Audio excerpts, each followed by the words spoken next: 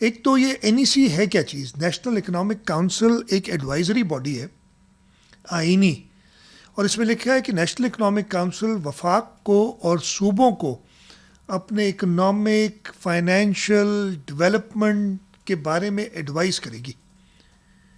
अच्छा, उस एडवाइस पे फिर सूबे, वो कोई पाबंद नहीं है वफाक या सूबे, एनईसी की एडवाइस पे वो सूबे अपना बजट बनाते हैं और सब कुछ। मेरा दूसरा इतराज़ यही था कि प्राइम मिनिस्टर साहब, मैंने सुना है 12 तारीख को आप बजट दे रहे हैं, 4-5 दिन में हम भी बजट देंगे अपना, तो ये हम क्यों आप 2 दिन पहले कर रहे हैं मीटिंग, वो क्यों करें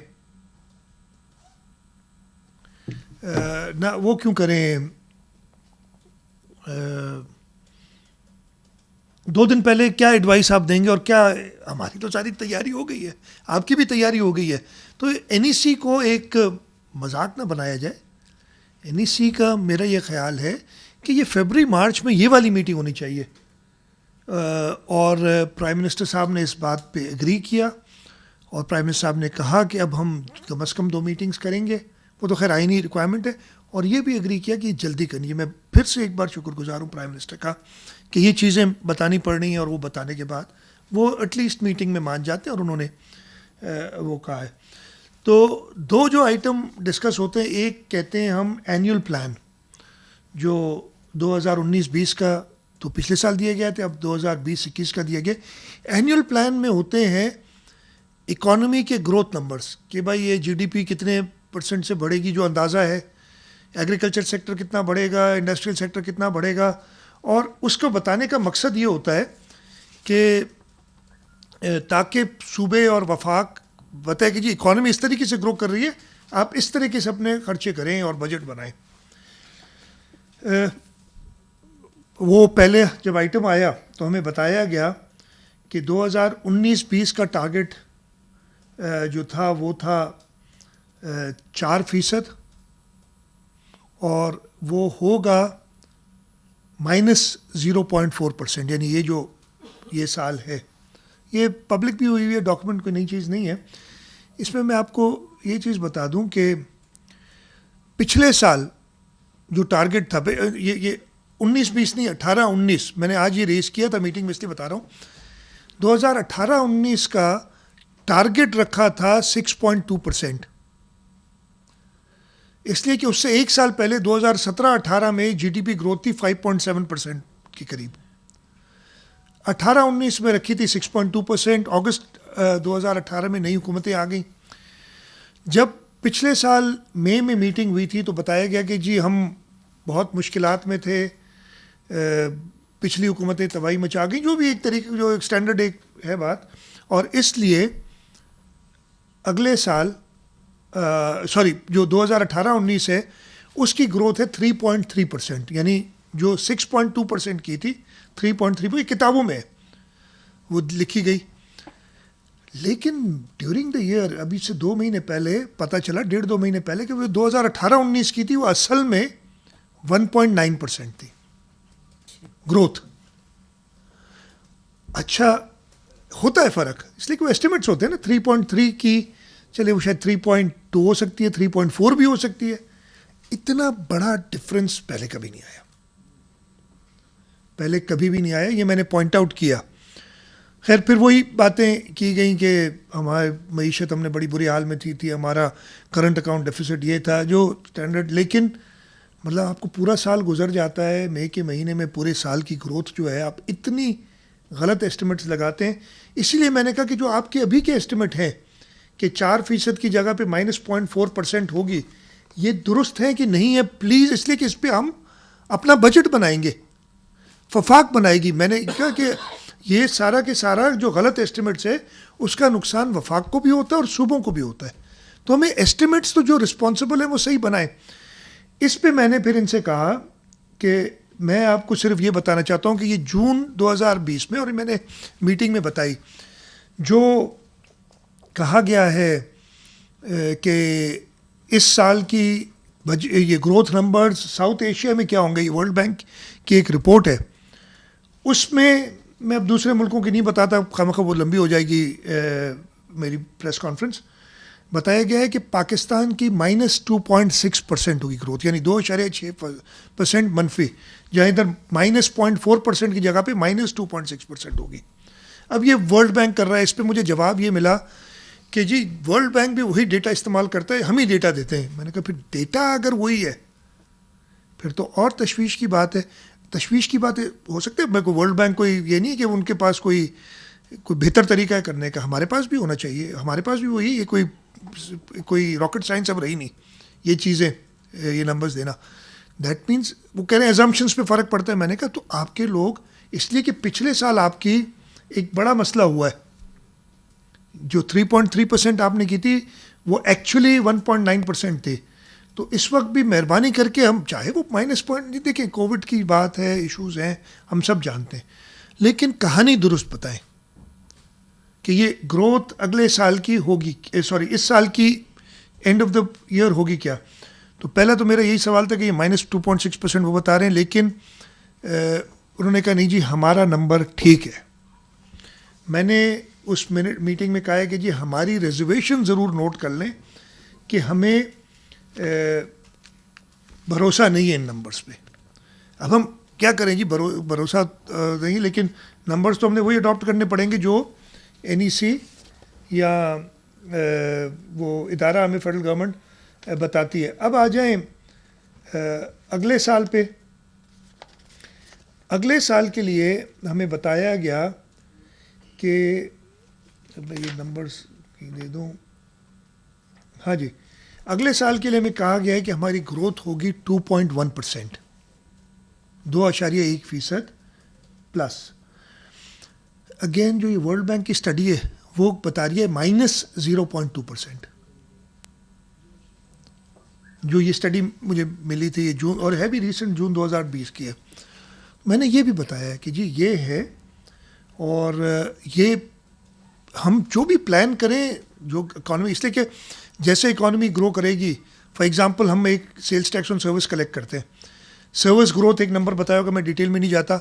अगर वो आप ओवर एस्टिमेट कर रहे हैं तो हमारे टैक्स के नंबर गलत आ जाएंगे। टैक्स के नंबर गलत आएंगे तो हम जो आवाम से कहते हैं कि जी हम ये काम करेंगे, उसमें हम पीछे रह जाते हैं। तो ये पहले जो एजेंडा आइटम था उस पर मेरी सख्त रिजर्वेशंस थी, और मैंने इनसे कहा कि ये प्लीज़ रिजर्वेशंस आप नोट करें। एक और चीज़ मैंने ये कही, उधर ही बताया गया था कि हमारी टैक्स कलेक्शन जो है ओवरऑल टोटल रेवेन्यू वो तकरीबन 31% ज़्यादा है पिछले साल से, 30.9% बताए। लेकिन उन्होंने क्लियर कर दिया कि इसमें ज़्यादा इसलिए है कि हमारी non tax revenues, tax revenues FBR collect करता है जिसमें सूबों को हिस्सा मिलता है, नॉन टैक्स रेवेन्यूज़ हमारे ज़्यादा हैं। और वो ज़्यादा इसलिए कि उन्होंने कोई सेलुलर कंपनी लाइसेंसेस को इशू किए थे, खैर उसमें नहीं जाते। जहाँ तक सूबों का ताल्लुक है, 9 महीने में 13.7% टैक्स की शरह में, सॉरी FBR के टैक्सेस में जो है इजाफा हुआ था। लेकिन साल के आखिर में जो ये नंबर है, मैं आपको बता दूं, जो लेटेस्ट नंबर है मेरे पास 11 महीने का, इस वक्त तक 3.5 अरब रुपए की, सॉरी 3.5 ट्रिलियन, 3,526 अरब रुपए के करीब FBR ने कलेक्ट किया है। टारगेट क्या था आप सबको याद होगा, 5.5 ट्रिलियन, 5.55 ट्रिलियन एक्चुअली। और मैंने मीटिंग में ये कहा कि अभी तक हमें रिवाइज्ड नंबर कलेक्शन का नहीं, हमें अपने हमें इन्होंने कहा था कि 835 अरब रुपए देंगे, और अब रिवाइज नंबर्स में कहा गया है 606 अरब देंगे, यानी 200 और कितने हो गए, 29 अरब के करीब कम मिलेंगे सूबा सिंध को। फेडरल टैक्स के नंबर्स तो पता है, ये चीज़ मैं कई बार कह चुका हूँ, पहली बार पाकिस्तान की हिस्ट्री में हुआ था कि 2018-19 में पिछले साल से टैक्स कलेक्शन कम हुई थी। आपको याद होगा, कई बार मैं कह चुका हूँ, ये तो डॉक्यूमेंटेड नंबर है ना। मुझे लग रहा है ये दूसरी बार होगा कि शायद हमारी टैक्स कलेक्शन पिछले साल से कम नहीं हुई तो मार्जिनली शायद ज़्यादा हो। अब ये 2 साल कैसे हम लोगों की एक्सपेक्टेशंस हैं, और अगर ये परफॉर्म नहीं करेंगे, कोविड ठीक है जी, कोविड आया, उससे बहुत फ़र्क पड़ा, हम मानते हैं कि इससे ऐसी बात नहीं है कि फ़र्क नहीं पड़ा है, लेकिन मार्च तक तो कोविड नहीं था ना, ये तो अप्रैल मई जून आखिरी क्वार्टर में इसका इफेक्ट हुआ होगा। वो टारगेट्स पहले भी पूरे नहीं हो रहे थे, और अब बहाना मिल गया हर चीज़ पे, ब्लेम इट ऑन कोविड, जो चीज़ भी है जो नहीं कर सके। तो ये इश्यूज़ भी मैंने रेज़ किए कि आपके टैक्स कलेक्शंस पिछले साल भी कम थी और इस साल भी कम हो रही हैं। अच्छा जी, अब आ जाएं पीएचडीपी पे। पीएचडीपी का डॉक्यूमेंट देख के, इसलिए कि मेरे पास पहले ये डॉक्यूमेंट कल आया था, परसों आया था, कल मैंने उस पर एक मीटिंग की थी, आज उस डॉक्यूमेंट को बदल दिया गया। निसार खोड़ो साहब ने एक, इससे पहले होती है annual plan coordination committee APCC, सूबा सिंध में निसार साहब रिप्रेजेंट करते हैं सूबा सिंध को इस कमेटी की मीटिंग में। काफ़ी चीज़ें कि जी आपने बहुत हमारे साथ ज़्यादती की है, और उसके बाद ख़त वत भी लिखे गए उनको, तो आज उन्होंने कुछ स्कीमें ऐड करके नया पीएचडीपी दे दिया। अच्छा, ये आज सुबह मिला मुझे, मीटिंग 11 बजे थी, 12 बजे थी, सुबह 10 बजे ये डॉक्यूमेंट मुझे मिला। मैंने जितनी देर थी देख सका, अब इतनी देर में आदमी क्या देख सकता है, लेकिन इसके अंदर जो मैंने ग्लेयरिंग मिस्टेक्स देखी, मुझे अजब लगा कि यार ये क्या हो रहा है, इसलिए मैंने कहा ये बताना जरूर है।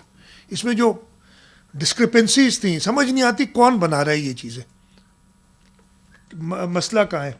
अब मैं आपको बताता हूँ। एक तो मेरा सबसे पहला एतराज़ था, हर सूबे को दिए जाते हैं पैसे जो कि उस सूबे की एजेंसीज या फेडरल गवर्नमेंट एजेंसीज उनमें खर्चा करती है। यानी अगर काम है सुई गैस का, तो सुई गैस काम करेगी, बिजली का काम है तो जो है हेस्को या सेप्को या जो फेडरल गवर्नमेंट की एजेंसीज है वो काम करती हैं। अगर कोई पानी का इशू है तो उसमें वापडा भी करती है और प्रोविंशियल गवर्नमेंट भी करती है, दोनों को हिस्टोरिकली दिए जाते हैं। सिंध के साथ अलग से एक चीज़ कर दी गई कि एक कैबिनेट डिवीज़न कोई एग्जीक्यूटिंग एजेंसी नहीं है, आप सबको पता है। कैबिनेट डिवीज़न का काम है ये मीटिंग्स करना, कैबिनेट की एनईसी की मीटिंग कराना। कैबिनेट डिवीज़न में कोई 20-22 के करीब प्रोजेक्ट हैं, 2 इस्लामाबाद के हैं, 20 सिंध के हैं। खुशी तो बहुत है सिंध के प्रोजेक्ट डाले, कि नए डाले इन्होंने, कल तक नहीं थे, ये नए डाले इन्होंने। 20 प्रोजेक्ट सिंध के, खुशी बहुत है सिंध के प्रोजेक्ट, और मैंने शुक्रिया भी अदा किया। बाद में मुझ पर कुछ तनकीद की गई कि आपको अच्छे नहीं लगते तो हमारे सूबों को दे दें। मैंने कहा मैं तो 10 बार शुक्रिया अदा कर चुका हूँ, लेकिन आप सिंध को इस्लामाबाद ना समझें। बाकी आप वापडा से काम कराएं, आप सुई गैस से काम कराएं, आप पाक PWD से काम कराएं, हमें कोई इतराज़ नहीं है। जो फेडरल इदारे आप 100 बिस्मिल्लाह, ये 20 क्यों आप 200 स्कीमें डालें सिंध में, मुझे तो बहुत खुशी होगी।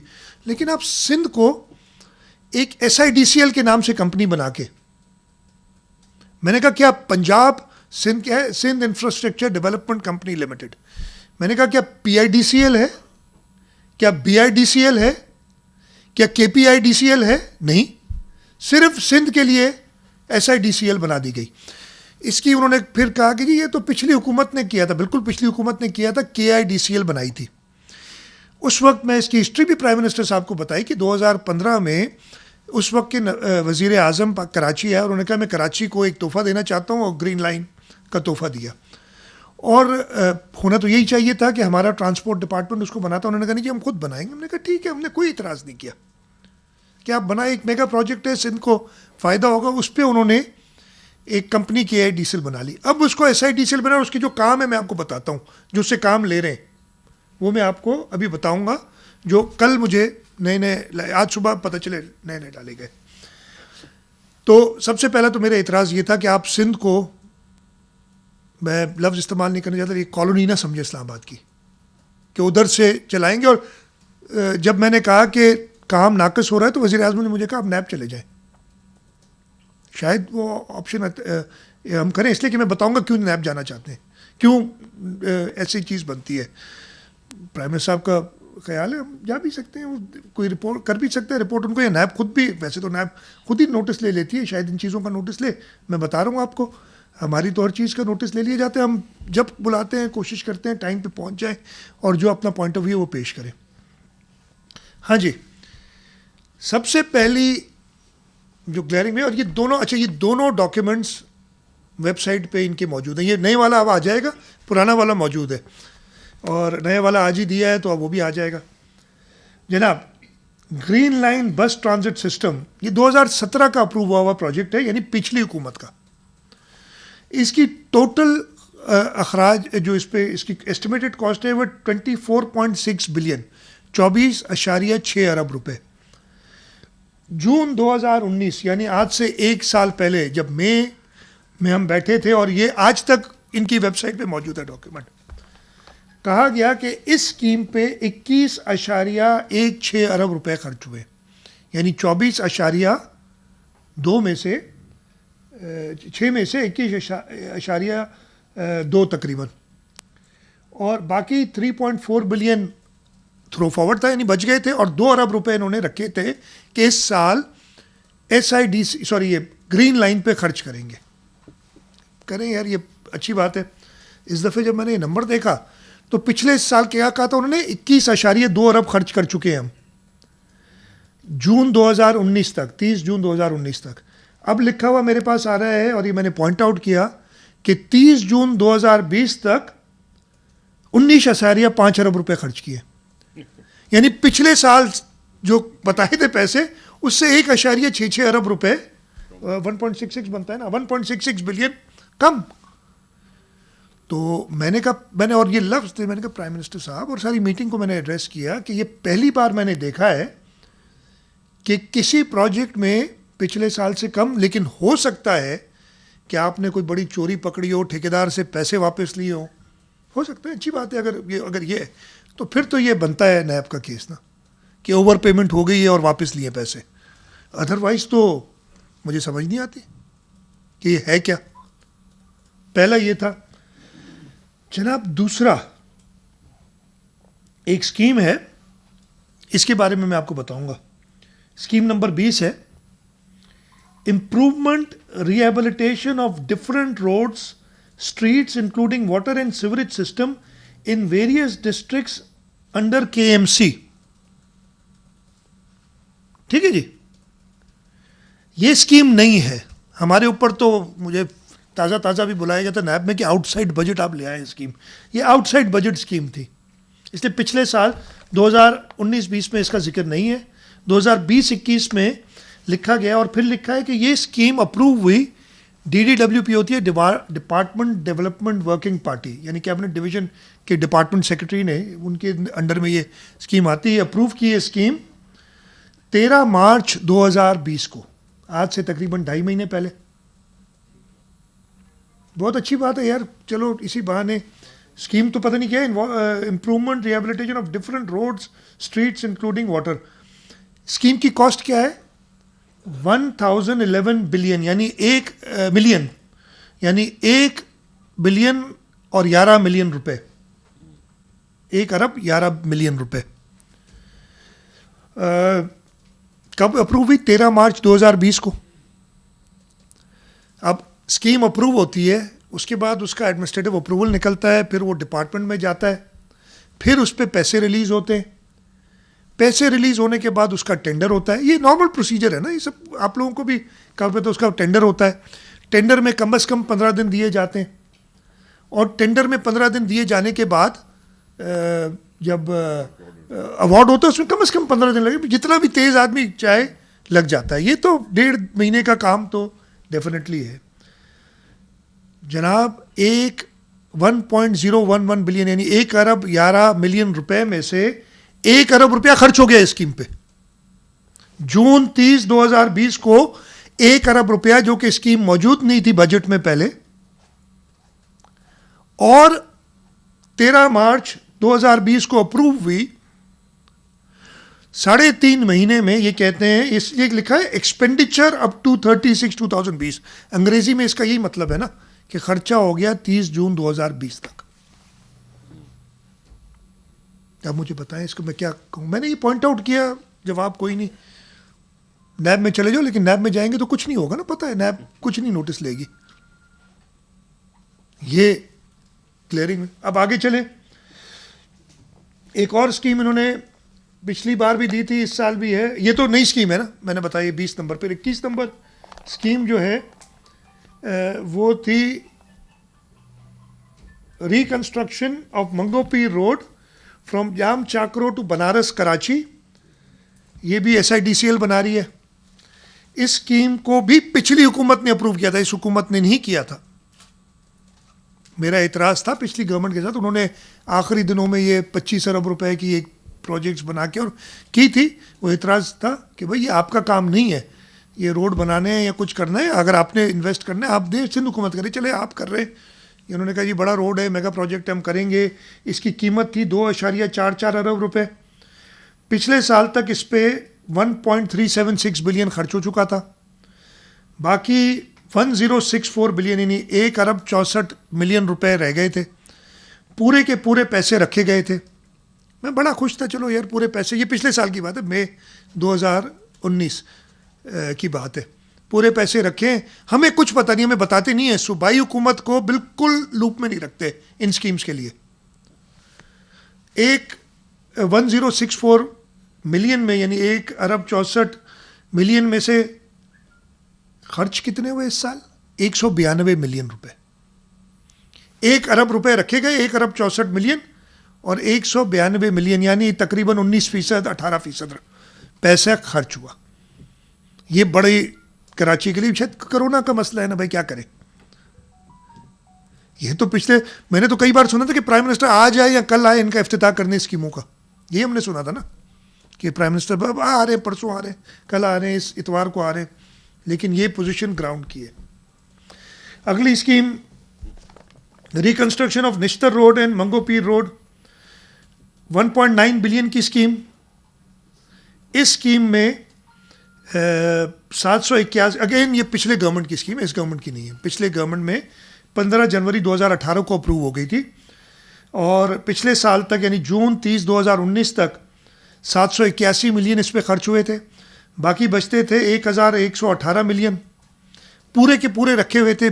फिर मैं खुश था कि यार चलो कराची के लिए, मेरे सूबे के लिए एक और अच्छा रोड बन जाए कि लोगों को फ़ायदा होगा, कोई इसमें बुरी बात नहीं है। एतराज़ मुझे अपनी जगह पे है कि ये फेडरल गवर्नमेंट का काम इन स्कीमों का नहीं है। वो बिजली दें, इरिगेशन का हमने वो भी बताऊंगा आपको। उस स्कीम पे खर्च कितना होता है? 119 मिलियन, यानी 1118 मिलियन रखने के बाद 119 तकरीबन 10-11% पूरे साल में। और ये फिर अब अगले साल भी चलेगी। उधर 2 महीने में 1 अरब खर्च कर दिया, ये जो लिखा हुआ है खर्च कर दिया। इधर क्यों नहीं कर सकते भाई? और ये मैं कई बार कह चुका हूँ, मैं गया था उधर कि ये रोड ख़राब पड़ा है, लोगों को तकलीफ हो रही है। रोड कंप्लीट कर खोद के चले गए हैं और बस आहिस्ता आहिस्ता चल रहा है। जनाब एक और मज़ेदार स्कीम, इसका नाम है rehabilitation upgradation of existing fire fighting system of KMC Karachi. बड़ी अच्छी स्कीम है। कब अप्रूव हुई? 29 मार्च 2018 यानी पिछली हुकूमत के ज़माने में।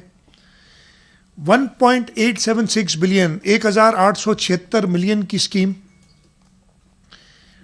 पिछले साल तक इस पे 1021 मिलियन खर्च हो चुके थे, पिछले साल तक यानी जून 2019। 855 मिलियन बाकी थे, 855 मिलियन रखे गए थे। खर्च कितने हुए? 313 मिलियन। तो मैं इसमें भी खुश, 313 मिलियन 800, चलो कम से कम 40% बनता है तकरीबन। ये तो हुआ। मैंने कहा ये तो अच्छी बात है। मैंने फ़ोन उठाया और म्यूनिसिपल कमिश्नर से पूछा कि यार ये तुम लोग शोर मचाते हो, ये तकरीबन 1.5 अरब रुपए, बाकी तो पैसे मिल गए आपको, 1.5 अरब रुपए खर्च हो चुके हैं आपकी फायर फाइटिंग सिस्टम को अपग्रेड करने के लिए। और ये तो कितने फायर इंजन आए ये उन्होंने कहा नहीं, ऑब्वियसली उन्हीं, मैं आपको कह रहा हूँ, उन्होंने कहा कुछ नहीं है। मैंने कहा मैं आपको कह रहा हूँ एक पहिया भी नहीं दिया किसी फायर इंजन का। पिछले साल जून 2019 तक 1021 मिलियन खर्च हो चुके हैं, 13 मिलियन इस साल खर्च हुए है कुछ भी नहीं ग्राउंड पे। मतलब ये कब देंगे ये सारी चीज़ें? ये बातें बहुत कर रहे हैं लेकिन ये ग्राउंड पे ये पोजीशन है। ये तो थी स्कीमें। इसके अलावा 2 और स्कीमें थी जो इन्होंने पिछले साल रखी थी। एक construction of road over Malir Bund from Dadabhai town to expressway up to limits of PNS Mehran, 44 million की स्कीम थी। और ये स्कीम इस साल भी रखी हुई है, मतलब पिछले साल रखी थी और सॉरी ये मलीर बंद, हाँ पिछले साल रखी थी, अनअप्रूव्ड थी, इस साल दोबारा रखी हुई है। पैसा 1 रुपया भी खर्च नहीं किया इस पर, शुरू नहीं हुई। अब ये इधर लिखा हुआ है कि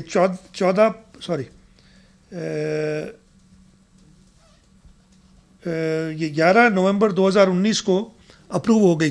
तो इसको अप्रूव हुए भी कोरोना से 4 महीने पहले अप्रूव हो गई थी। खर्चा 1 रुपया भी नहीं हुआ, लेकिन उस पर 1 अरब रुपया खर्च हो गया। है छोटी सी स्कीम, 44 मिलियन, 4 करोड़ 40 लाख की स्कीम है। मेरे ख्याल 15 दिन की में आदमी घुमा सकता है इस टाइप की स्कीम को, अगर अच्छा कॉन्ट्रैक्टर हो और ध्यान से दिया जाए। 1 रुपया भी खर्च नहीं हो, दूसरी तरफ 1 अरब रुपया वेरियस स्ट्रीट्स और वाटर सप्लाई लाइन, और ये हो गया खर्च। जनाब अब इन्होंने कुछ नई स्कीमें, जैसे मैंने कहा ना, बड़ी मेहरबानी की कराची पे, और बहुत सारी। एक और भी, एक construction of interchange over Malir ring road M9, ये पिछले साल भी थी, आपको मैंने याद होगा। पिछले साल अनअप्रूव थी, 1.4 अरब रुपये इसका एस्टिमेट किया था। अब इसको इन्होंने 14/5/2020 तकरीबन महीना पहले अप्रूव किया है 1.8 अरब रुपये में। अभी खर्चा कोई नहीं हुआ इस साल, पूरे पैसे नहीं रखे, 500 मिलियन रखे। उम्मीद है कि कुछ होगा काम, लेकिन ये पिछले साल की अप्रूव स्कीम है। इस साल इन्होंने मेहरबानी की, मैं गिन तो नहीं सकता इसलिए काफ़ी, 10-12 स्कीमें जो उन्होंने नहीं डाल दी हैं, और ये पिछले 24 घंटे में डाली हैं, पहले नहीं थी।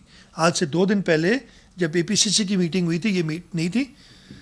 अब इसका मैं आपको ज़रा सिर्फ बताता हूँ कि नॉमेनक्लेचर में पढ़ लेता हूँ और फिर मैं आप मुझे बताएं कि ये क्या है चीज़ें। एक स्कीम है development scheme under prime minister's programme in Sindh, Hyderabad and Mirpur Khas division. क्या डेवलपमेंट स्कीम कुछ नहीं पता, सूबाई हुकूमत से शेयर नहीं करेंगे। इसको इन्होंने अप्रूव भी कर दिया है 13/3/2020 को।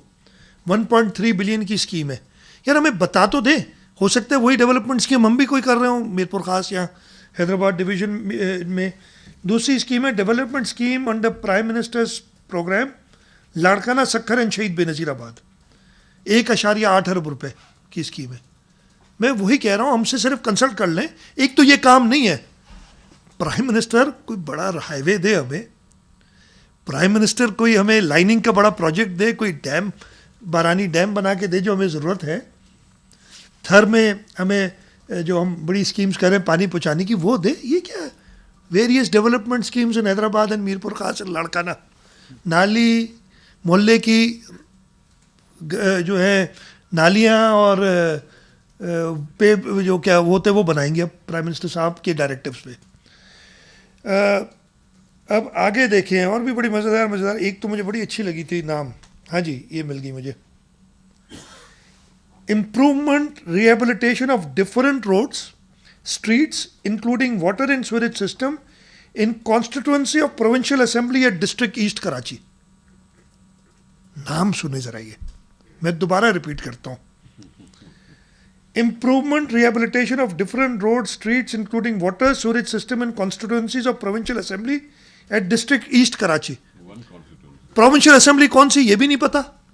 मतलब ये गली के जो है ना प्राइम मिनिस्टर साहब के प्रोग्राम में, फेडरल PSDP में सिंध को, बलूचिस्तान, मैं बाकी सूबों, अच्छी बात है, मैं तो कहता हूँ और उन सूबों को भी दें। तो बड़े बड़े रोड हैं, तो उन्होंने भी इतराज़ किए हैं कि आप हमें बोलते हैं कि बनता कुछ नहीं है। खैर वो अपनी बात वो खुद करेंगे, लेकिन आप हमें कोई बड़ा रोड दें, कोई बड़ी स्कीम दें, कोई बड़ा अस्पताल बना के दें। मतलब जो आपने करना ही है, अगर आप ये वेरियस, ये किसके लिए कर रहे हैं आप?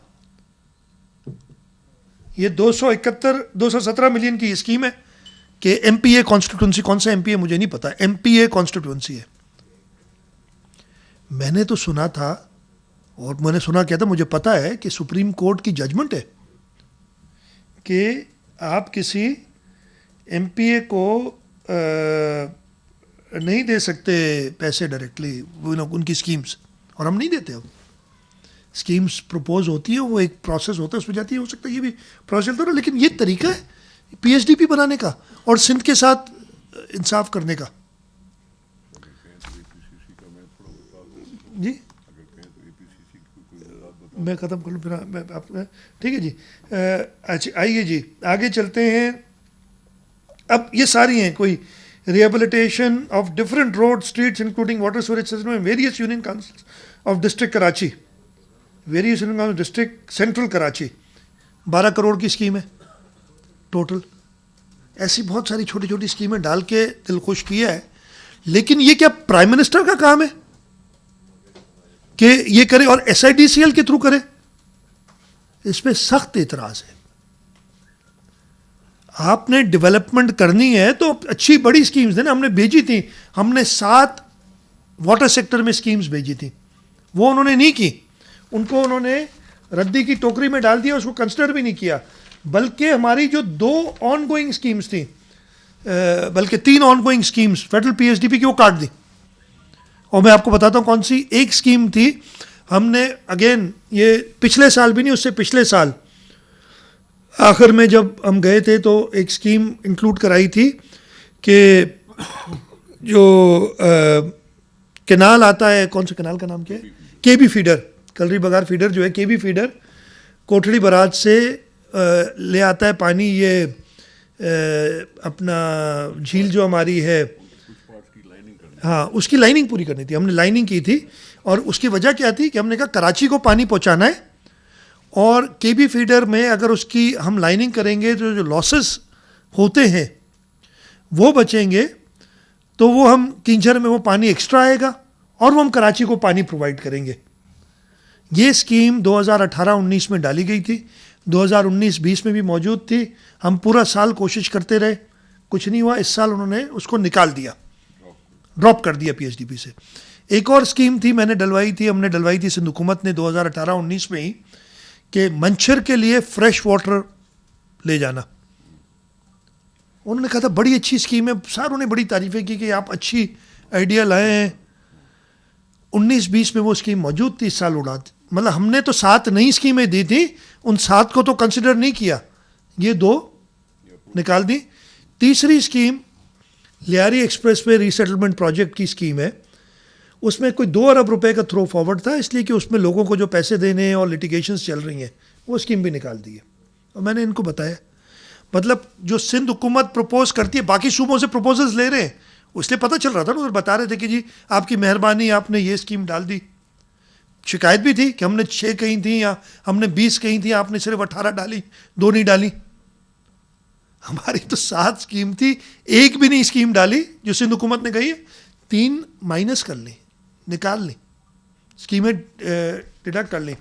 इस पूरी किताब में मैं एक उन्होंने यही कहा कि जी आप तो एक सेक्टर बात करें। मैंने कहा मैं क्या करूं, मुझे आप बात, ड्यूरिंग द मीटिंग एक और भी बात हुई थी, खैर उसको छोड़ दो, मैं नहीं किया, मैं बता देता हूँ। हमें म्यूट कर दिया गया, ये आप है ना, हम वीडियो कॉन्फ्रेंस में थे, मैं बोलना चाहूँ तो मेरी आवाज़ ही ना जाए, वो कुछ सुने ही ना, मैं इधर ही बोल रहा हूँ। मैंने फिर अपने स्टाफ से कहा कि भाई ये देखो शायद कोई इशू है। कहा गया कि जी नहीं, हमें मना किया गया है कि जब इजाज़त मिलेगी तब आप बोलेंगे, पहले आने से मना इस्लामाबाद, अब बोलने से मना। मैंने ये भी रेस किया प्राइम मिनिस्टर साहब के सामने, प्राइम मिनिस्टर ने मुझे अश्योर किया है, इसलिए कि मैं उनको कसूर नहीं, उनका स्टाफ पता नहीं शायद उनको कंट्रोल में नहीं है कोई भी चीज़।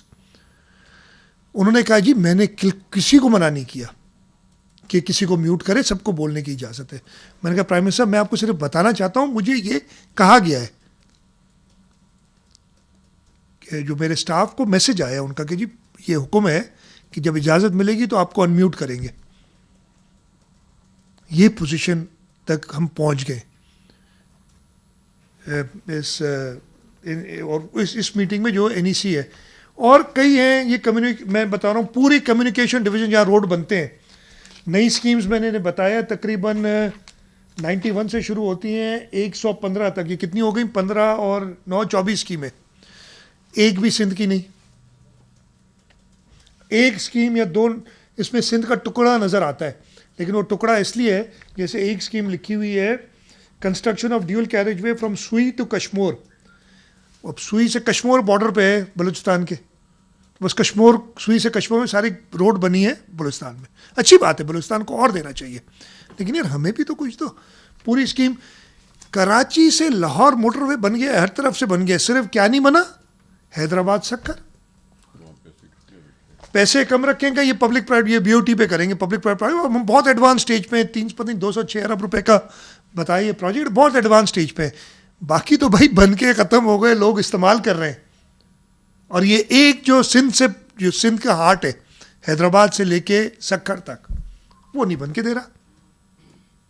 और इस साल भी 100 मिलियन रखे उस पर, 10 करोड़। बाकी वो कहते हैं कि हम प्राइवेट सेक्टर से, यानी वो पब्लिक प्राइवेट पार्टनरशिप में होगा ना, लेंगे।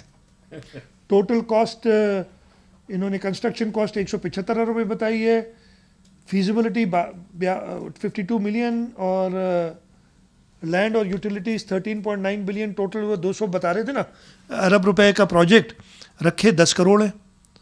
और कह रहे बाकी प्राइवेट सेक्टर से आएंगे, यूँ बनेगा, बस कोई मसला ही नहीं है। हमें जो काम करने वो बीओटी से होगा, प्राइवेट सेक्टर से होगा। आपके लिए नई इनोवेटिव मैकेनिज्म्स देख रहे हैं, बाकी से रोड बन जाते हैं। तो एक भी स्कीम नहीं है नई। कम्युनिकेशन में पावर सेक्टर में मुझे याद है ज़बानी, अभी मैं कह के आया हूँ, एक नई स्कीम है।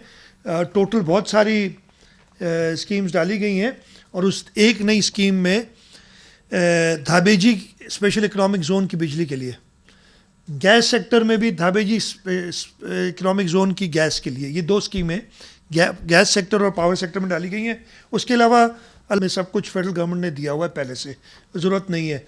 हम मैंने बताया कि वाटर सेक्टर में हमने 4 स्कीम्स की बात की, 7 स्कीम्स नहीं दी थी, वो 7 तो छोड़ो, 2 पुरानी हमारी निकाल दी, और एक भी नई स्कीम नहीं डाली। 4 स्कीम्स डाली हैं इन्होंने। ऐसा नहीं कि किसी और सूबे, अच्छी बात है, मैं किसी और सूबे की स्कीम्स डालने से मना नहीं कर रहा हूँ, लेकिन सिंध को भी तो आप उस तरीके से डील करें। सिंध को आप SIDCL में ये नाली वाटर सब, मैंने कहा ये कि अब ये सीवरेज लाइन और आधे इंच की पाइप डालेंगे प्राइम मिनिस्टर प्रोग्राम में, ये मुनासिब नहीं है इस टाइप की चीज़ें करना। खैर, ये सारी बातें हमने सामने रखी, जो एक तरीक़ेकार हो गया है। मैं उम्मीद करता हूँ कि जो मिनट्स इसके आएंगे, उन मिनट्स में हमारी सारी बातें लिखी हों। इसलिए बाकी तो वो प्राइम मिनिस्टर साहब, और ये आज निसार साहब ने भी देख लिया, मैं कई बार, मुर्तज़ा भी एक बार मेरे साथ मीटिंग में थे, कोई चीज़ अप्रूव नहीं करते, उठ जाते हैं बस उसके बाद मीटिंग से। मतलब ये ऐसा नहीं कि ये आइटम हुआ, ये डिस्कशन हुआ जी, फलाने ने ये कहा, लेकिन this agenda item is approved, approval मांगते हैं, हाँ जी नेक्स्ट, बस ये होता है। फिर next next next, thank you very much and out. तो ये अप्रूवल का तरीक़ाकार ये है। अब मैं सीख गया हूँ, मैंने पहले नहीं सीखा था। मैंने यही कहा था कि मुझे, आज ये भी बात की थी कि 7-8 साल से मैं NEC की मीटिंग्स अटेंड कर रहा हूँ। पहले एज फाइनेंस मिनिस्टर भी मैं, जो जैसे अभी निसार साहब मेरे साथ होते हैं, मैं कायम अली शाह साहब के साथ होता था, और उसके बाद तो चीफ मिनिस्टर तो मेंबर होता है NEC का, तो उसको होना पड़ता है। पिछले 3-4 साल से तो मैं खुद बैठ रहा हूँ, 4 साल, चौथी मीटिंग थी मेरी ये, मेरा ख्याल है, जो मैं खुद बैठा हूँ। और पहली बार नहीं, दूसरी बार, पिछले बार भी यही हुआ था पिछले साल, कि पता नहीं चला कि अप्रूव हुई हैं कि नहीं हुई हैं, लेकिन they are deemed to be approved. Once they are brought to the forum, they are deemed to be approved. There is no, 2-3 चीज़ें मैंने की। मैं बहुत शुक्रगुजार हूँ प्राइम मिनिस्टर का, मैं पब्लिकली नॉलेज करता हूँ, जो मैंने कुछ उनको सजेशंस दी थी। एक सजेशन दी थी, जैसे मैं पहले ही बता चुका हूँ, कि ये मीटिंग जल्दी होनी चाहिए मार्च में, उन्होंने मानी मेरी बात। आई होप कि अगले साल से ऐसे हो, और कम से कम 2 मीटिंग्स, जो कि वो मेरी मानने की बात नहीं थी, वो आइन में लिखा है, आइन पे हलफ उठाया है, और वो होनी चाहिए थी कि कम से कम 2 मीटिंग्स हों। हमने एक रिक्वेस्ट और की थी, जो उन्होंने मान ली। एक आइटम था, एजेंडा आइटम के, जो फेडरल गवर्नमेंट के डिफरेंट फोरम्स हैं, यानी PDWP और डिपार्टमेंट डेवलपमेंट वर्किंग पार्टी और इनके लिमिट्स बढ़ाई जाएं, तो हमने सिंध के लिए यानी सूबों के लिए भी कहा गया कि उनकी लिमिट्स बढ़ाई जाए। प्राइम मिनिस्टर साहब was very kind and he approved it. एक SDGs पे कमेटी बना रहे थे, उस पर मेरी एक छोटी सी सजेशन थी, वो भी उन्होंने मानी, कहा कि जी हाँ ठीक है। अब वो आई होप मिनट्स में ये सारी चीज़ें वैसे आ जाए। मैंने ज़रूरी इसलिए समझा और आप लोगों को तकलीफ़ दी कि इस तरीके से नाइंसाफ़ी सिंध के साथ जब होगी तो एक वैसे ही इश्यूज़ हैं, हम वाहिद हुकूमत हैं जो अपोजिशन की हुकूमत है। आप ब्लेटेंट इस तरीके से बात, ये SIDCL बनाना, SIDCL को इस तरीके से काम देना, और SIDCL चलो वो भी आदमी जो है ना जहर का घूंट पी के इसलिए अच्छा काम अगर करें तो मान, लेकिन इस तरीके से कि जी 2 अरब रुपए तकरीबन 1.5 अरब रुपया खर्च हो गया, एक पैया भी नहीं आया, 1 अरब रुपया 2.5 महीने में 2.5 महीने में खर्च हो गया, पता नहीं कहाँ हुआ। अगर ये काम होते हैं तो ये गलत है, और हमें जो है इस तरीके से ट्रीट ना की जाए। बाकी सूबों में तो कोई ऐसी, मैंने कहा ना, Punjab infrastructure development company limited नहीं है, सिंध को ऐसे ट्रीट ना करें लोग इस किस्म की हरकतों से। और मुझे तो कुछ मैंने, और ये आज प्राइम मिनिस्टर साहब को मैंने जिक्र किया कि कुछ काम मुझे नासिर शाह साहब ने बताया है, मुर्तज़ा वहाब साहब ने बताया, वो तो तस्वीरें भी हैं मुझे दी गई हैं कि इन्होंने वाटर लाइंस डाली हैं और मेन जो है वो 6 फीट पे है और अपनी वाटर लाइन 2 फीट पे डाली है ज़मीन में। वो पानी ऊपर कैसे चढ़ेगा भाई, कैसे जाएगा? पाइपलाइन डालने का सिर्फ मकसद नहीं है, घरों पे पानी पहुंचाना भी मकसद है। इस तरीके का नाकस काम अगर हो, प्राइम मिनिस्टर साहब ने कहा नैब में चले जाए आप, अब पता नहीं, नैब को खुद ही नोटिस ले लेना चाहिए, आ जाएं देख लें कि ये बेकायदगियाँ इधर हुई हैं कि नहीं हुई हैं। ये 1.5 अरब रुपया खर्च होने के बाद एक चीज़ भी 2 साल से नहीं आई है, और 1 अरब रुपया तो खर्च हुए कम से कम 1 साल हो गया, इसलिए पता नहीं कब हुआ था। अब जो भी तरीक़ेकार है, LC खोली होगी फलाना, ये सारी इसकी एक्सप्लेनेशंस आ जाएंगी, लेकिन ये क्या सही तरीका है एग्जीक्यूट करने का प्रोजेक्ट्स को? क्या आपने 1.5 अरब रुपया फंसा लिया अपना, और आपको जो जिस इदारे को आपने वो सर्विस प्रोवाइड करने देनी, आपने उसको कुछ नहीं दिया। ये कुछ गुजारिशात थी जो मैं रखना चाहता था ये अपने असेंबली की तकरीर में। और आगे जैसे ये तो मैं बता रहा हूँ, मुझे सुबह 10 बजे मिली है, 12 बजे से मैं तकरीबन 5:30 सवा 5 साढ़े 5 तक मीटिंग में बैठा रहा हूँ।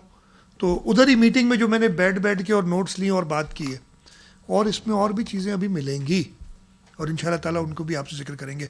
निसार साहब मेरे से पहले जो APCC है, उन्होंने, निसार साहब ने अटेंड की थी, तो निसार साहब कुछ आपको उस सिलसिले में बताना चाहेंगे। ज़्यादातर तो आप बातें कर चुके हैं सर।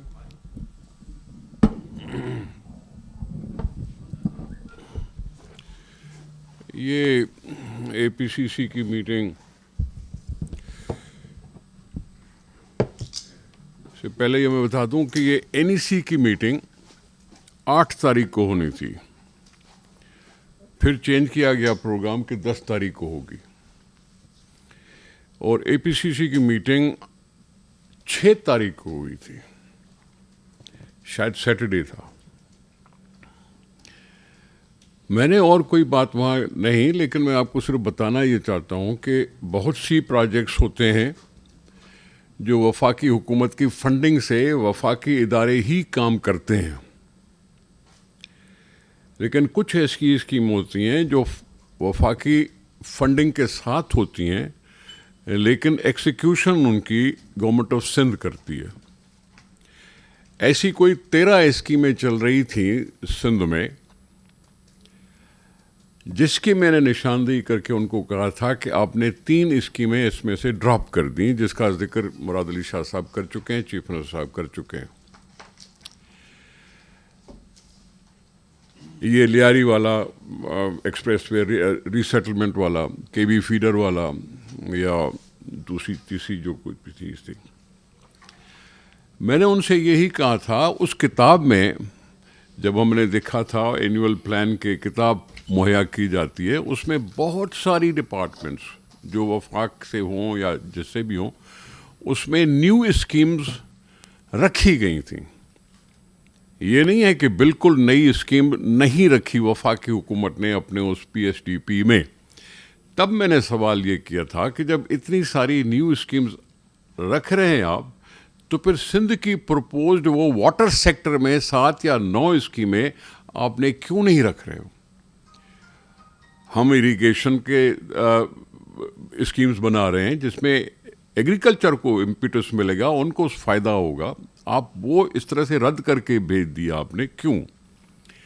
कोई जवाब नहीं था नई स्कीमें उठाने का। ये भी मैं आपको बता दूं कि आज ये सीएम चीफ मिनिस्टर साहब ने जो ये 20 स्कीमें बताई हैं आपको, जो एक कंपनी से बनाई जा रही हैं, उसका जिक्र एपीसीसी में नहीं हुआ था। जो 6 तारीख को मीटिंग हुई उसमें इस चीज़ का कोई जिक्र ही नहीं था। ये आज ही हमारे पास इंफॉर्मेशन पहुंची है जिसमें इतनी सारी स्कीमें प्राइम मिनिस्टर साहब के नाम पर वफाकी हुकूमत ने कंपनी को मुयस्सर किए हैं कि आप बैठ के बनाएंगे, जिसके ऊपर हमारी कोई जो भी एतराज़ात हैं, मैं समझता हूँ गैर मौजूद एतराज़ात नहीं हैं, क्योंकि ये दूसरे सूबों में ऐसा नहीं है, सिर्फ सिंध में है। एक ख़ास इम्तियाज़ रखा गया कि सिंध को किसी कंपनी के हवाले करें कि वो बनाए। आज हम सिर्फ सिंध इंफ्रास्ट्रक्चर डेवलपमेंट कंपनी कहते हैं, कल उसको कोई और नाम भी दिया जाएगा। जो स्कीमें चल रही हैं इरिगेशन की, माइनॉरिटीज़ और माइनर्स और ये डिस्ट्रीब्यूटरीज की, 2008-9 से चली हुई स्कीमें, इतने सारे पैसे खर्च किए हुए बाकी थोड़े पैसे रहते हैं। 1 अरब रुपया रहा या कुछ रहा, उसमें कितना दिया? 50 मिलियन, 100 मिलियन। इस तरह से अगर 100 मिलियन करें और उसमें 2 अरब रुपए का एक थ्रो फॉरवर्ड हो, तो ये फिर आपकी जो माइनर्स और डिस्ट्रीब्यूटरीज की जो स्कीमें हैं, जिसको पक्का करने की कोशिश की जा रही है, वो कितने सालों में पक्का होंगी, ये आपको अंदाज़ा हो जाना चाहिए। यहाँ 2002 से चला हुआ एक बड़ा सा मंसूबा है जिसको कहते हैं RBOD, जो बलूचिस्तान का पानी उठाता है, आता है, मंशर में गिरता है, मंशर से फिर आगे बढ़ता है। उसके लिए साईं आपके कागजात में लिखा होगा, उसमें 100 मिलियन, 10 करोड़। कितना टाइम लगाएगा इस RBOD को? शायद मेरे बच्चों के बच्चे शायद देख सकें कि वो उसको समुद्र तक जाने का मौका मिले, लेकिन हमें अपनी ज़िंदगी में मुकम्मल होता हुआ नहीं देख पा रहे हैं। जगह इतनी अलोकेशंस कम होंगी तो ये बात। साईं मुराद अली शाह साहब ने बड़ी मेहनत की पिछली NSC में। जामशोरो सेवन रोड 2017 का मंजूर शुदा, 2017 का मंजूर शुदा। हमें कहा गया कि ये 14 अरब रुपए का बनेगा, लेकिन हम बनाएंगे तब जब सिंध हुकूमत इसमें 50% पैसे दे एडवांस में 7 अरब रुपए अगर सिंध हुकूमत देगी तो हम इसको बनाना शुरू करेंगे। हमने एट सोर्स उस 7 अरब रुपए को डिडक्ट करा लिया कि हाँ उठाओ आप बनाओ। हमारे दिए हुए 7 अरब रुपए को एक बड़ी सी स्कीम है, फॉरेन फंडिंग भी है, जो कुछ भी है, 20 अरब रुपए की पता नहीं कितने की है, जिसमें पेशावर से दरा आदम खेल, शिकारपुर से रतोदेरो और जामशोरो से सेवण, ये तीनों स्कीम पर वो 7 अरब रुपए बांट दिए हमने। सेवण और जामशोरो रोड पर वो बांट दिए तीनों बड़ी स्कीम पर। इस वक्त तक वो 7 अरब जो सिंध ने दिए हुए, उसमें से खर्च सिर्फ हुए हैं 5 अरब, पूरा नहीं कर सके हमारे दिए हुए हैं पैसे, और इतना सारा कुछ काम कर भी रहे हैं हम। तो ये चंद चीज़ें थी जो उनको बता रहे थे कि हाँ, एक तरफ से सिंध हुकूमत की डिमांड की हुई स्कीमों के लिए आपके पास पैसे नहीं हैं, दूसरी तरफ से किसी कंपनी के हवाले से एक Karachi development infrastructure development company को बढ़ा के आपने उसका नाम रख दिया सिंध इंफ्रास्ट्रक्चर डेवलपमेंट कंपनी, और सारी सिंध में अब ये काम करने का ऐलान कर रहे हैं। मिलेगा कब, कितना मिलेगा पता नहीं, क्योंकि फायर फाइटिंग के लिए भी 2 अरब तो रखे गए, मिला एक टायर भी नहीं। रखा गया सब कुछ, दिखने में नहीं आया। इसलिए कह रहा थे कि ये सारी जो किताबें हैं फॉर्मेलिटी, मुराद अली शाह साहब ने बिल्कुल ठीक कहा कि बाबा 2 महीने या 3 महीने पहले ये सारी डिस्कशन में आएंगे तो अपनी गलतियां दुरुस्त कर सकोगे। ये तुम परसों बजट पेश करने जा रहे हो और एनएससी की मीटिंग आज करोगे तो कौन सी उसमें चेंजेस कर सकोगे? किताबें, मोटी मोटी किताबें सारी छप गई।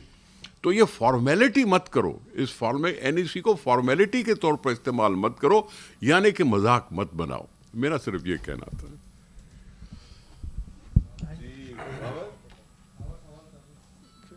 ये माइक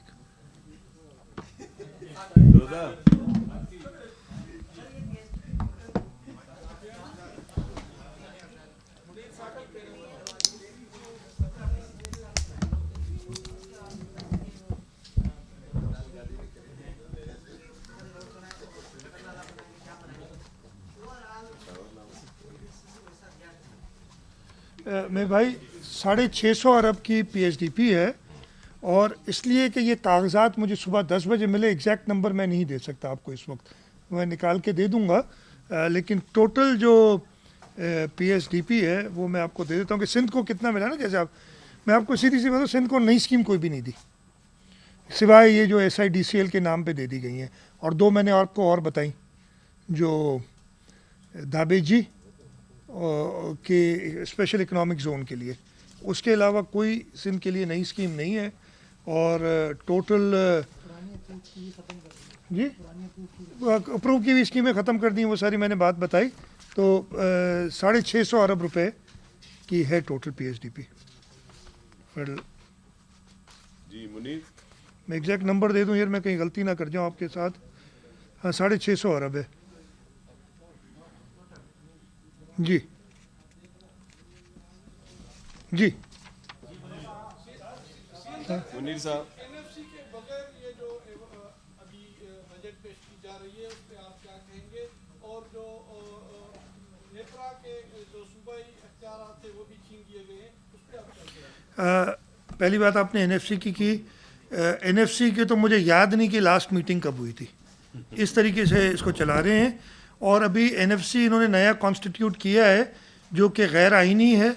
उस पर मैं 2 ख़त प्राइम मिनिस्टर साहब को लिख चुका हूँ, और इसलिए कि उसमें उन्होंने एडिशनल मेंबर्स ऐड कर दिए हैं जो कि आइन में जिसकी बात नहीं है। और आइन में जो मैंडेट है एनएफसी का, उससे वो नोटिफिकेशन तजावुज़ करता है।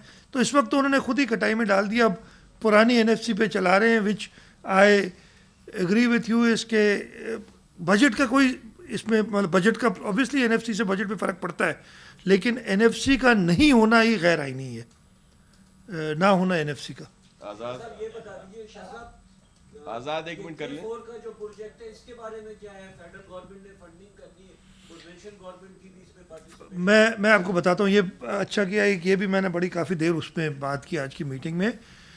K4 की सिलसिले में एक प्रोजेक्ट बनाया गया है जिसमें फेडरल और प्रोविंशियल गवर्नमेंट की बराबर की फंडिंग है। तकरीबन 25 अरब का था, 25 से बढ़ के वो 33 अरब का हो गया। और बाकी जो 8 वो इसलिए हो गया कि पहले 3 अरब रुपए उन्होंने कहा कि लैंड एक्विजिशन के सिंध गवर्नमेंट दे, वो हमने दिए। 3 अरब रुपए उसमें और एस्केलेशन आई थी, वो भी हमने कहा हम तकरीबन वो पैसे हम देंगे। तो 25 में से 12 उन्होंने दिए, तकरीबन 33 में से 12 उन्होंने दिए, और 20-21 अरब रुपए सिंध हुकूमत ने देने। आज से कोई 6-8 महीने पहले से उसमें इश्यूज़ थे प्रोजेक्ट की डिज़ाइन में और प्रोजेक्ट की रूट में, वो सब आपको बहुत डिटेल हो जाएगी अगर मैं बताऊंगा। उसमें इश्यूज़ थे। आज से कोई साल पहले एक कमीशन बनाया गया, डेट रिकवरी कमीशन, क्या नाम था यार उसका पता नहीं, मुझसे आपको याद है? डेट रिकन्सिलिएशन कमीशन, और पता नहीं क्या एक बड़ा ख़तरनाक किस्म का कमीशन बनाया गया। उस कमीशन में, और ये मैंने आज प्राइम मिनिस्टर साहब को बताया, उस कमीशन में उन्होंने K4 को बुला लिया, K4 का प्रोजेक्ट उठा लिया। अच्छा, उस पर उनको कहा गया कि जी ये डेट के ऊपर है, यानी लोन लेके जो प्रोजेक्ट बनाया जाए। ये प्रोजेक्ट में 1 रुपये का लोन नहीं है, या सूबाई हुकूमत दे रही है पैसे या फेडरल गवर्नमेंट दे रही है। तो जो सरबराह थे उस कमीशन के, उन्होंने बड़ा सख्ती से हमारे अफसरान को झड़का। वो 6-7 घंटे उनके साथ मीटिंग हुई, और कई 2-3 महीने उनके ख़त्तो किताबत होती रही। और आज से कोई 7-8 महीने पहले सब कुछ ख़त्म हो गया, कुछ भी नहीं, ज़ीरो। अब अफसरान कहते हैं कि यार ये, और निहायत ही गलत तरीके से अफसरान से पेश आया गया उस मीटिंग में। प्राइम मिनिस्टर साहब को आज मैंने कहा कि इस तरीके से तो नहीं चलेगा काम, तो कहते हैं मुझे नहीं पता कि ऐसी कोई चीज़ हुई है। ये जवाब है उसका। अगले साल उन्होंने कुछ पैसे रखे हैं, एक कमेटी बनी हुई है, स्टीयरिंग कमेटी इसको कहे। आज भी असद उमर साहब ने खुद कहा कि जी मैं इसको जल्दी रिजॉल्व करना चाहता हूँ, तो कोशिश करेंगे इसको रिजॉल्व हो। लेकिन इस तरीके से ये प्रोजेक्ट जो है, इश्यूज इसमें हैं थे, लेकिन और फर्दर कॉम्प्लिकेट किया गया खामखा की ऐसी इंक्वायरीज में जिसका मैंडेट ही नहीं था उनके पास।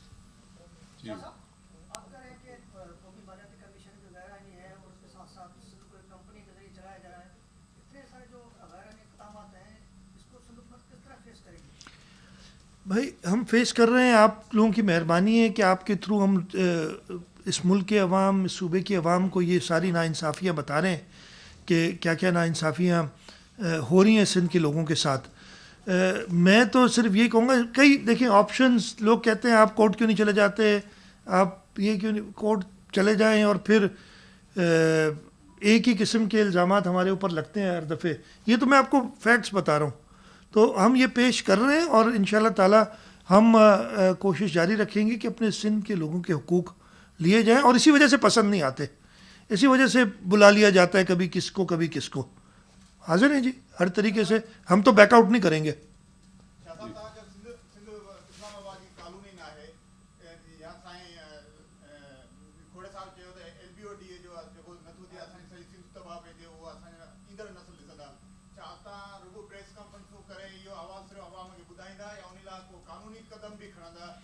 मां हिन सवाल जो हींअर जवाब मां तव्हांखे हींअर हिन सवाल जो जवाब ॾिनो।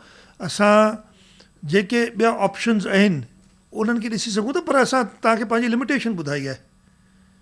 त ॻाल्हि हिकिड़ी था करणु वञूं, ही आहे छा तव्हां, ही त मामूली शइ जेको मूं तव्हांखे ॿुधायो न, ही डेट कमीशन जेकी आहे उहा प्रोजेक्ट जिसमें डेट थी नहीं उसको कर रही है इन्वेस्टिगेट।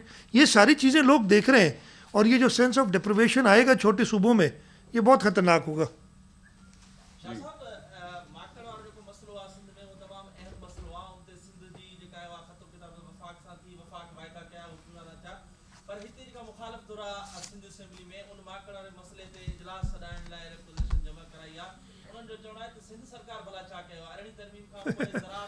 ओ मां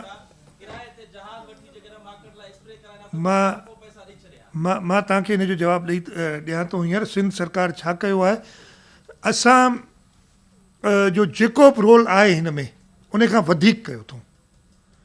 प्रोविंशियल गवर्नमेंट जो रोल थींदो आहे पंहिंजो जेकी उहो बि हिननि जी इंटरप्रिटेशन जेकी आहे, डोंट एग्री विद, पर हुनखे वञूं त जेको डेजर्ट एरिया है वो फेडरल गवर्नमेंट ॾिसंदी, और जो क्रॉप्ड एरिया है वो प्रोविंशियल गवर्नमेंट देखेगी।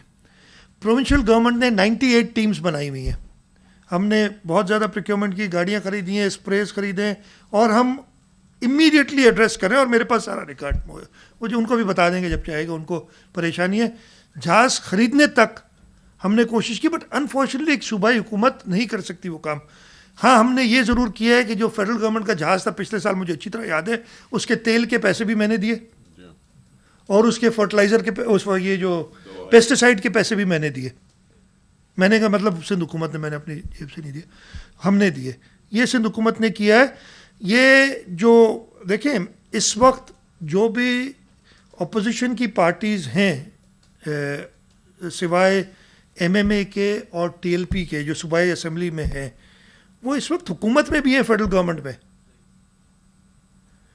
स्टील मिल के मैंने आज ये भी रेस किया था, ये मैं आपसे बताना भूल गया। मैंने प्राइम मिनिस्टर साहब से कहा कि इधर हम जब इकोनॉमी की बात कर रहे हैं, इस वक्त मेजर ले ऑफ्स का डर है, यानी मेजर लोगों की नौकरियां जाने का डर है। मैंने कहा उनसे कि ये अच्छा मैसेज नहीं दे रहे आप कि इस वक्त ये फैसला किया है आपने कि 9,350 जो भी नंबर है कि स्टील मिल के लोगों को बेरोज़गार कर दिया जाए, उन्हें नौकरी से निकाला जाए।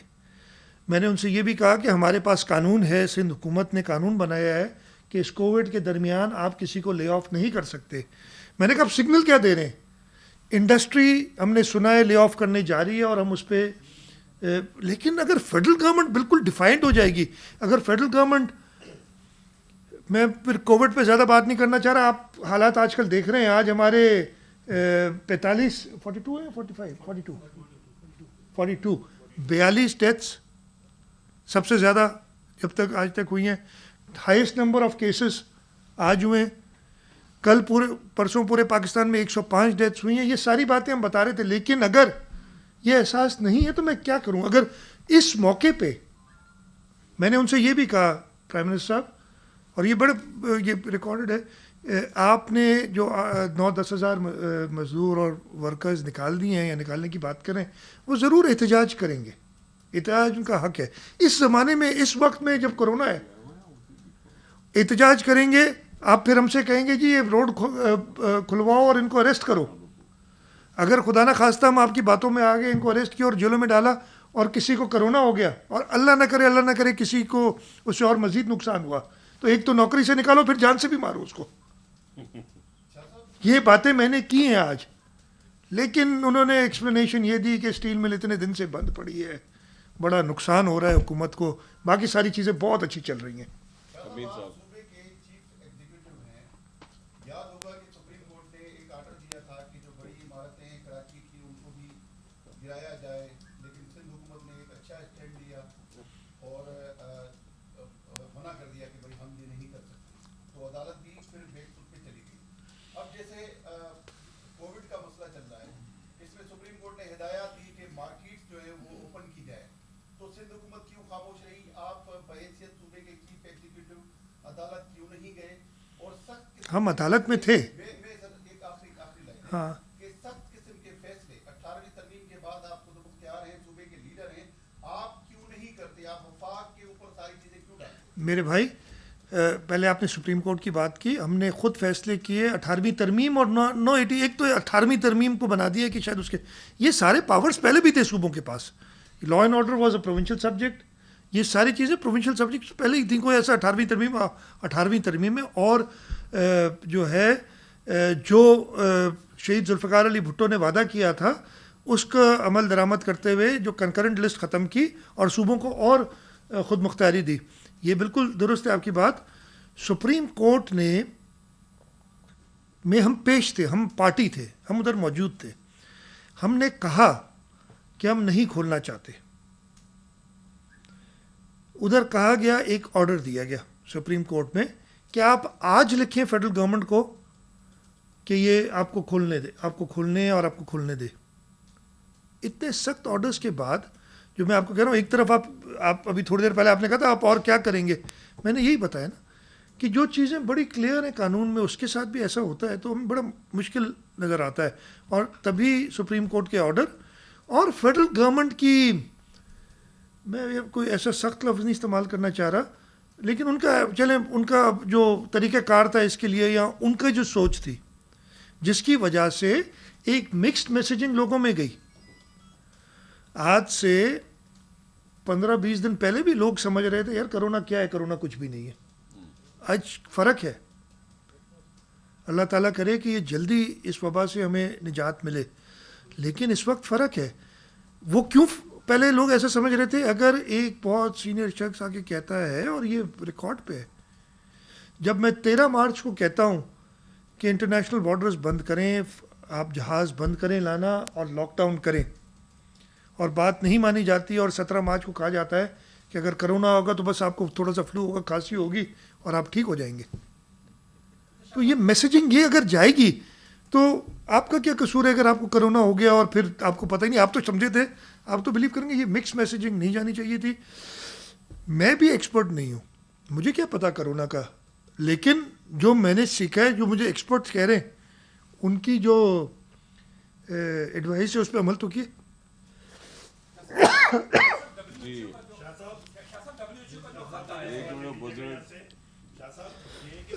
हुकूमत आपसे बहुत कुछ सीख गई है। जैसे लॉकडाउन में अरबों का राशन आपने बांटा और किसी को पता भी नहीं चला। 95 करोड़ रुपए आपने कुत्तों की तादाद कम करने के लिए लगा दिए और एक कुत्ता भी कम नहीं हो सका। सेहत में आपने 12 वर्षों में अरबों रुपए लगाए और ठट्टा में वो मासूम बच्चों के लिए एम्बुलेंस नहीं हो सकी। आप और विफाक एक ही लाइन में चल रहे हैं। मेरे भाई थैंक यू वेरी मच, आपने ये बहुत हमें बातें बताई। मैं पीछे से शुरू करता हूँ, जो आपके आखिरी सवाल था। सेहत में मेरा ख्याल है सिंध सूबे में, मैं बहुत अफसोस है उस दिन जो वाक़या हुआ, और ऑब्वियसली ये इश्यूज़ पूरे मुल्क में, हम गरीब मुल्क हैं, जो ये वाक़या हुआ था उस पर बहुत अफसोस का इज़हार किया है, लेकिन उसके बाद कुछ लोगों ने जो कलमात उधर कहे वो भी सब ने सुने। आप भी थोड़ा सा माजरत के साथ शायद उसी लाइन पे जा रहे थे, लेकिन आप महज़ब तरीके से आपने सवाल किया। शुक्र है कि वो नहीं थे मौजूद इधर, नहीं तो पता नहीं मेरी क्या रिएक्शन होती उस पर अगर आमने सामने मेरे ऐसा सवाल होता। सेहत के हवाले से हमारी बाकी तीनों सूबों से बहुत ज़्यादा बेहतर कारकर्दगी है। ये कोरोना में देख के नज़र भी आ गई सामने, हम 50% रिकवरीज भी हुई हमारे यहाँ। अच्छा, इसमें कोरोना में तो सिर्फ मैसेजिंग की बात है ना, बैठे हैं अमीद इधर, बाकी और दोस्त हैं जो रिकवर कर गए हैं। अगर मैसेजिंग सही होती तो ये प्रॉब्लम नहीं होते। तो हेल्थ में आप कहीं भी ले लें, अब मैं फिर से दोबारा पूरी कहानी नहीं बताना चाहता कि NICVD क्या है, SIUT क्या है, और बाकी हेल्थ के हवाले से हमने क्या क्या सैयद अब्दुल कादिर शाह इंस्टीट्यूट जो है हमारी गंबट में वो क्या है। लेकिन ये ठीक है, प्रॉब्लम्स हैं, इश्यूज़ हैं, लेकिन सिंध सूबा बाकी तीनों सूबों से बेहतर है सेहत के हवाले से, नंबर 1। दूसरा, आपने कहा पता भी नहीं चला राशन, बिल्कुल, मैं फिर कहता हूँ आपको ये मैं कई बार बता चुका हूँ, लेकिन ये देखें ना, नहीं समझना चाहता कोई तो मैं उसको कुछ नहीं कहना चाहता, या मेरी गलती है, आपको समझा नहीं सका। या जब ये किए थे लोगों ने बाहर निकले, वो जो रश देखा ना मैंने रोडों पे, हमने मना किया सख्ती से, हमने फलाई इदारों को मना किया कि आपको नहीं बांटने देंगे राशन इस तरीके से, इसलिए आप कोरोना दे रहे हैं। आप चाह रहे थे कि वैसी भीड़ भाड़ में दिखाता आपको राशन तो आपको अच्छा लगता। हाँ, फ्लड्स में हमने बांटा, वही रश नज़र आती थी, आप लोगों ने कवर किया था। इस वक्त मैं आपको दोबारा कहता हूँ, एंड नासिर शाह साहब इज़ हियर, इम्तियाज़ शेख साहब अभी नहीं है, वो आप कहेंगे एक एक रुपए का हिसाब है, हम देने के लिए तैयार हैं, सब करने के लिए। यस, बांटा है, इतना ज़्यादा नहीं बांटा है, 1 अरब 8 करोड़ का बांटा है, और उसकी पूरी डिटेल है। वो किसी ने सुप्रीम कोर्ट को कह दिया 8 अरब, सुप्रीम कोर्ट ने बगैर वेरीफाई किए हमसे 8 अरब का हिसाब ले लिया। अब बताएं आपने भी शायद वही सुन लिया कि जी ऐसा है, तो ऐसा नहीं है। तीसरी जो आपने बात की, हमने ये जो डॉग बाइट के केसेस हैं अनफॉर्चुनेट हैं, एक केस भी गलत होना चाहिए, लेकिन ये प्रॉब्लम अगेन पूरे पाकिस्तान में है। इसको आप सिंध के साथ, और ये मुझे बड़ा अफसोस भी हुआ है, 1-2 लोगों ने जो बातें की हैं कि अल्लाह ताला की मखलूक है कुत्ता, लेकिन उसको डेरोगेटरी वर्ड्स में इस्तेमाल करते हुए और इंसान को कहा गया है, ये कोई अच्छी बात नहीं है, और मैं यही कहूँगा कि इसको ना सपोर्ट करें। और सवाल था ना, 1 रुपया भी खर्च नहीं हुआ, कोई प्लान ही नहीं है। हाँ, आप मुझे बता रहे हैं लोकल गवर्नमेंट मिनिस्टर अभी 1 रुपया भी खर्च नहीं हुआ है, आपको पता नहीं। ये नंबर ना, ये सुने सुनाए पे ना यकीन किया करें, खासतौर पे मीडिया में ना किया करें, बिकॉज आपकी लोग आपकी बात दूसरे लोग भी मानते हैं, बाकी ये लोग जो करते हैं पता है ये झूठ बोलते हैं, तो उनकी इतनी नहीं, लेकिन अगर आप जैसे लोग कहेंगे बात ना तो फिर वो थोड़ी गलत हो जाएगी।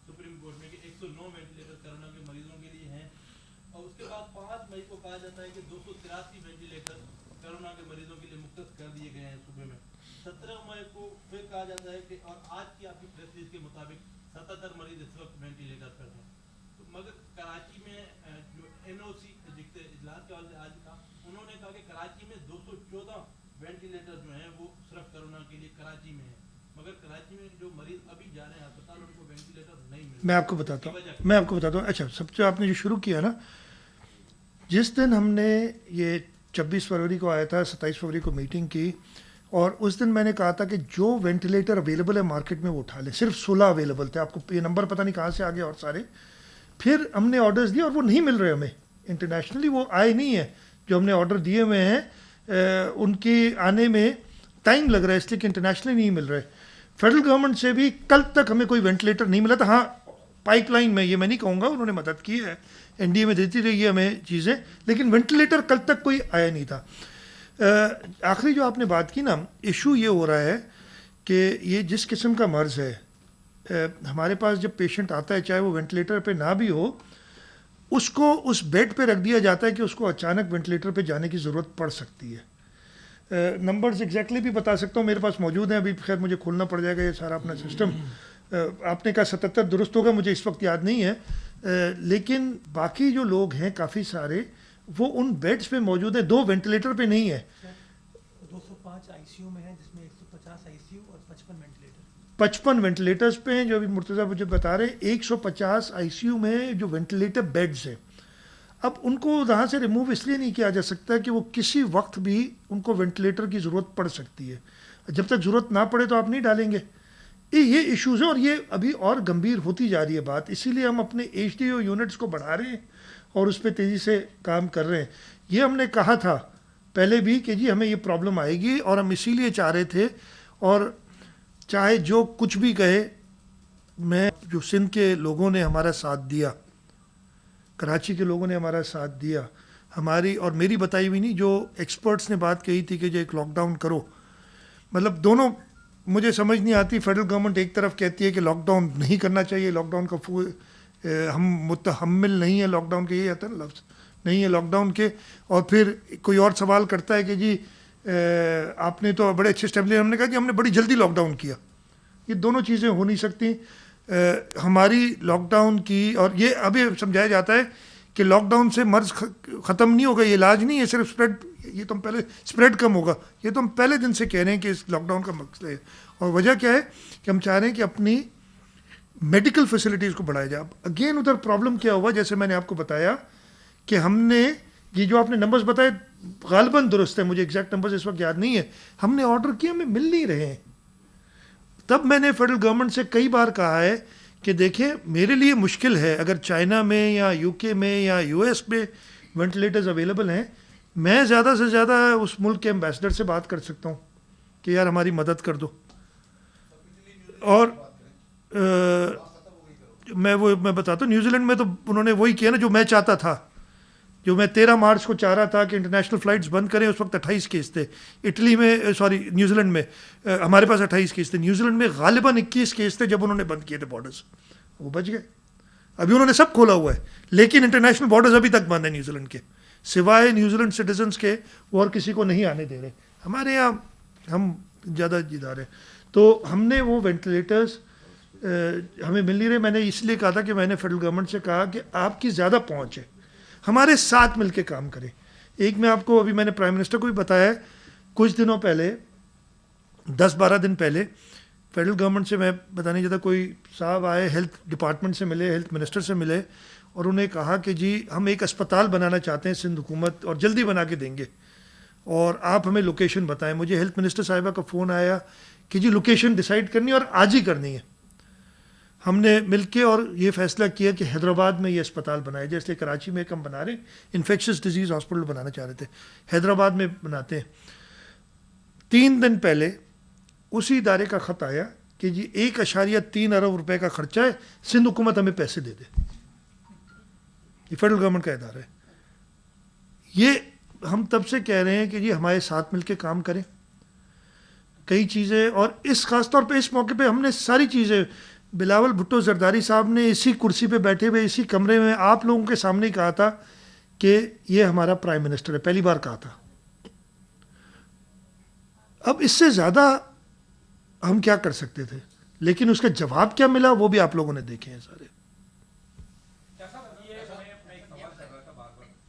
WHO का जो खत आपको भी मौसूल हुआ होगा, जो उन्होंने तजावीज़ की, खासतौर पर 2 अहम तजवीज़ दी, 14 दिन का लॉकडाउन और 14 दिन का नरम लॉकडाउन की बात उन्होंने की है, तो क्या अब भी आप वफाक की तरफ देखोगे जो कमेटी में फैसला होगा, या आप क्योंकि जो सूरत गंभीर शक्ल इख्तियार करता जा रहा है, आप उसके मुताबिक अपनी एक मुकम्मल बनाएंगे? मैं बड़ा अच्छा आपने सवाल किया। WHO के जो कंट्री हेड हैं, उनका नाम ज़रा मुश्किल सा है, वो आए थे, श्रीलंकन नेशनल है, वो आए थे कोई हफ्ता या 8 दिन पहले, 8-10 दिन पहले मेरे पास आए थे। हेल्थ मिनिस्टर साहिबा और मैं थे, हम उनसे मिले और हमने उनसे रिक्वेस्ट की कि आप हमें पहले भी गाइड करते रहें, अब ये जो माहौल है इसमें आप हमें गाइड करें कि क्या करना चाहिए। ये ख़त उसी का सिलसिला था कि हमने कहा था कि आप हमें बताएं। ख़त हमें मौसूल हुआ वो मैंने सुना है वो बाकी हुकूमतों को भी उन्होंने वो ख़त दिया है।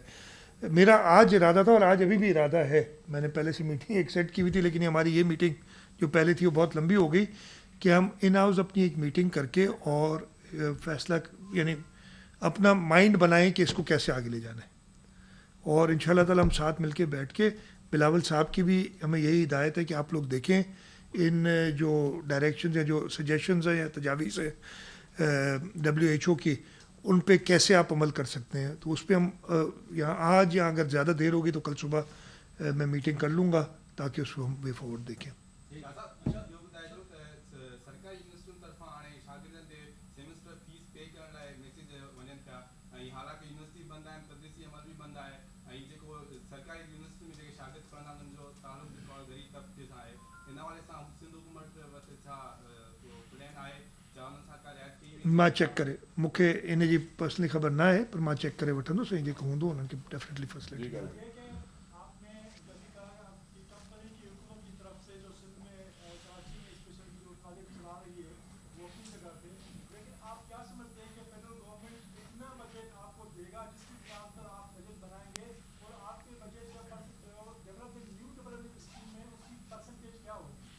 बजट तो अभी आ जाएगा, 2-3 दिन इंतज़ार कर लें।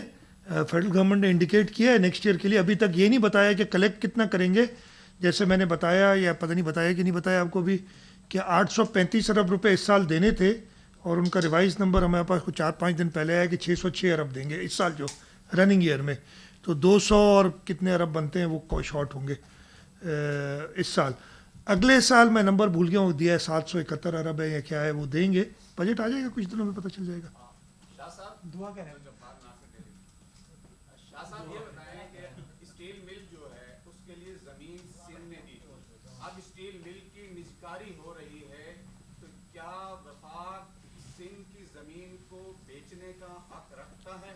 पहला सवाल मेरा ये। दूसरा सवाल ये, अभी इत्तला ये मिली है कि नेपरा में जो है ना सिंध की नुमाइंदगी खत्म कर दी गई है, इस ज़िम्मन में आप क्या कहें? ये पहले भी सवाल आया था, मैं जवाब देता हूँ। पहला जो स्टील मिल का सवाल है कि कानूनी तौर पे सलाह मशवरे के बग़ैर, नंबर 1 ये जिस पर्पस के लिए दी गई है ज़मीन, उस पर्पस से अलावा इस्तेमाल नहीं हो सकती, और अगर इस्तेमाल होगी तो सिंध गवर्नमेंट ये ऑटोमेटिकली वापस सिंध गवर्नमेंट की हो जाएगी ज़मीन। हाँ, अगर ये स्टील मिल चलाने के हवाले से ये प्राइवेटाइज होती है तो उस सिलसिले में भी हमारी मशावरत की ज़रूरत होगी फेडरल गवर्नमेंट को। नेपरा का जहाँ तक इशू है कि एक नया कानून इन्होंने पास किया और वो कानून बड़ा ही कंफ्यूजिंग है, पास नहीं किया अभी तक, गालिबन सेनेट से हो गया है, अभी नेशनल असम्बली जाना है। आई डोंट नो आज नेशनल असम्बली से हो गया तो मुझे नहीं पता, मैंने आज नहीं पता किया, उधर आना था गालिबन जब भी आना है। उन्होंने कहा है, पहले होता ये था कि हर सूबा अपना मेंबर नॉमिनेट करता था, अब भी उन्होंने कानून को चेंज करके किया है कि हर सूबा और फेडरल गवर्नमेंट अपना मेंबर, एक मेंबर दोनों कैसे नॉमिनेट कर सकते हैं। तो वो कानून में ही फ्लॉ है और मेरे ख्याल है वो दुरुस्त हो जाएगा जब कहें ये नेशनल असम्बली में जब आएगा तो ये चीज़ पॉइंट आउट होगी। सेनेट में आई बिलीव ये रह गई थी, मतलब उसकी वर्डिंग्स ऐसी हैं।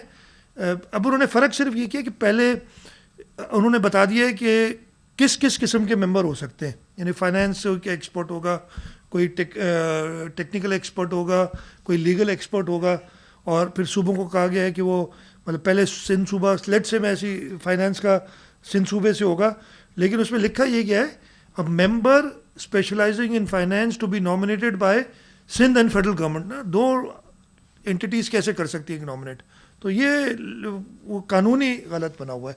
Last question.